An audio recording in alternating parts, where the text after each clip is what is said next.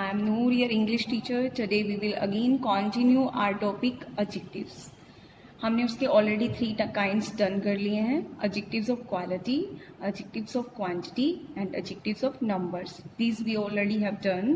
Now we will do today demonstrative adjectives, possessive adjectives and interrogative adjectives. So let's start.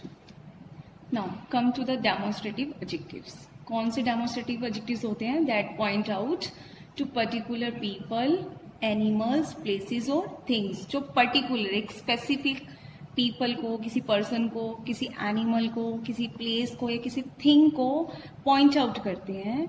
This, that, these, those are demonstrative adjectives.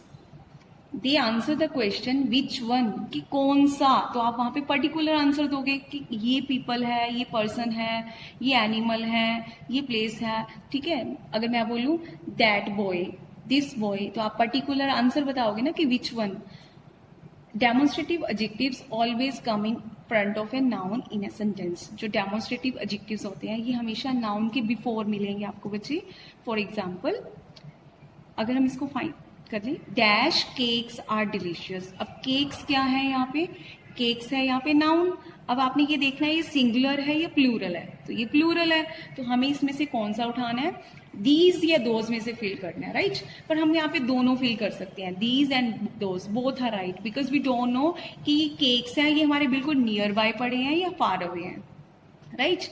Next, dash jeans are very expensive. यहाँ हम particular कुछ jeans की बात करें कि ये वाली jeans बहुत एक्सपेंसिव हैं, कॉस्टली हैं. तो आप यहाँ पे भी जीन्स क्या है? प्लूरल नाउन है. तो आप उसके अकॉर्डिंग क्या फील करोगे? दीज और दोज में से. बट यहाँ पे both are correct because we don't know कि यहाँ पे हमारे बिल्कुल क्लोज बाय हैं या फिर that is far away. Next, dash dog is very sick. Dog क्या है यहाँ पे? नाउन. और ये सिंगुलर नाउन है तो हम यहाँ पे दीज डॉग नहीं कह सकते क्योंकि यहाँ प्लूरल होगा. नहीं तो फिर हमें क्या फील करना है? दिस या दैट में से फील करना है. तो हम both are correct because we don't know कि वो बिल्कुल आपके क्लोज बाय है या फार अवे है. हाँ, अगर पिक्चर में आपके क्लोज बाय शो किया है तो आपने दिस राइट करना है. अगर वो फार अवे पिक्चर में शो किया हो तो दैट राइट करना है. बट नाउ अगर पिक्चर शो नहीं है, आपको जस्ट अंडरस्टैंड करना है तो this and that both are right. Next picture देखो, dash shirt fits me well. अब ये शर्ट क्या है? हम एक पर्टिकुलर शर्ट की बात कर रहे हैं कि ये शर्ट मुझे बिल्कुल फिट आती है. आप मे भी पॉइंट आउट कर रहे हो थिंग आपसे बहुत फार अवे पड़ी है, वो शर्ट बिल्कुल नियर बाय है. तो आप this and that both are right, आप दोनों फील कर सकते हो. One thing I want to give the reminder, remember 2 things. This and these are use to indicate something close by. जो बिल्कुल आपके क्लोज है उसके लिए दिस या दीज में से यूज करना है. Whereas that and those are used to indicate something far away. जो आपसे दूर है उसके लिए आपने that और those यूज करना है. बट यहाँ भी आपने एक चीज को ध्यान रखना है, अगर सिंगुलर नाउन है तो आपने this राइट करना है, अगर प्लूरल नाउन है तो these राइट करना है. यहाँ भी अगर सिंगुलर नाउन है तो that राइट करना है, अगर प्लूरल नाउन है तो those राइट करना है. सो स्टूडेंट्स, आई होप कि आपको ये एडजेक्टिव डेमोन्स्ट्रेटिव अच्छी तरह से अंडरस्टैंड हो गया. अब आपकी बुक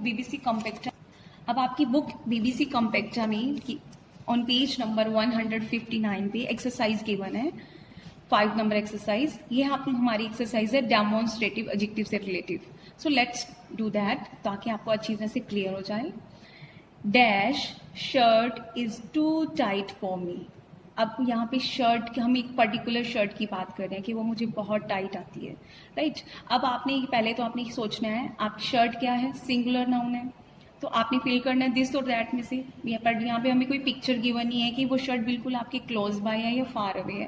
तो आप दिस एंड दैट दोनों में से राइट कर सकते हो. Right. Next, dash boys are always in such a Hari.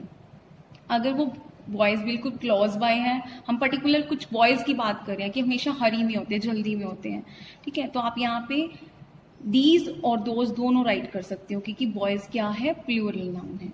Next, आपने सेंटेंस को अंडरस्टैंड करना है बच्चे.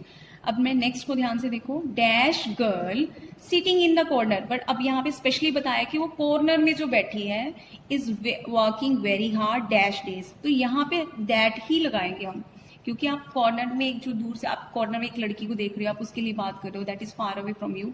आप बोल सकते हो कि that girl sitting in the corner is working very hard these days. यहाँ पे दीज ही आएगा डेज के अकॉर्डिंग कि इन दिनों बहुत मेहनत कर रही है, हार्ड वर्क कर रही है। Next D number, did you grow dash vegetables in your garden. Did you grow, vegetables क्या है, सिंगुलर की plural, plural noun, right.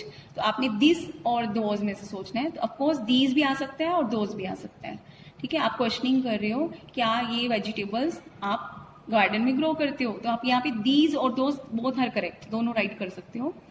I like dash painting better than dash drawing. यहाँ पे आप स्पेशल एक पेंटिंग की बात कर रहे हो तो ऑफकोर्स यहाँ पे क्या आएगा, I like this painting better than, आप कंपेयर कर रहे हो दैट ड्रॉइंग, तो यहाँ पे क्या आएगा, दिस पेंटिंग, यहाँ आएगा that drawing. Okay students, now we will do our next part, kind is interrogative adjectives.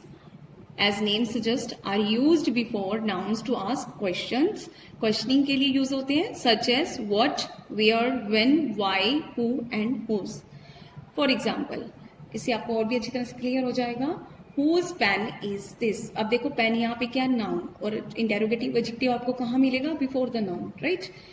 Whose क्या हो गया, इंटेरोगेटिव एडजेक्टिव्स, क्योंकि हम क्वेश्चनिंग कर रहे हैं। Whose pen is this? ये पेन किसका है, क्वेश्चनिंग के लिए हमने क्या यूज किया, whose, right? Next, which book will you read today? तुम कौन सी बुक पढ़ोगे आज, तो which क्या हो गया यहाँ पे हमारा इंटेरोगेटिव एडजेक्टिव। अब आप यहाँ पे who बुक तो नहीं लगा सकते, ठीक है, when बुक भी नहीं लगा सकते, why बुक भी नहीं लगा सकते, तो आपने थिंक करना है कि आपने कौन सा सुटेबल इंटेरोगेटिव एडजेक्टिव यहाँ पे फिल करना है। Next, what project are you working on, यहाँ पे आप अब देखो वट क्या हो गया हमारा इंटेरोगेटिव एडजेक्टिव्स, पर यहाँ पे हम हुज प्रोजेक्ट ये भी नहीं राइट कर सकते, बट यहाँ पे आप विच प्रोजेक्ट राइट कर सकते हो कि which project are you working on. तो आपने देखना है कि सुटेबल इंटेरोगेटिव एडजेक्टिव्स कौन सा लगाना है।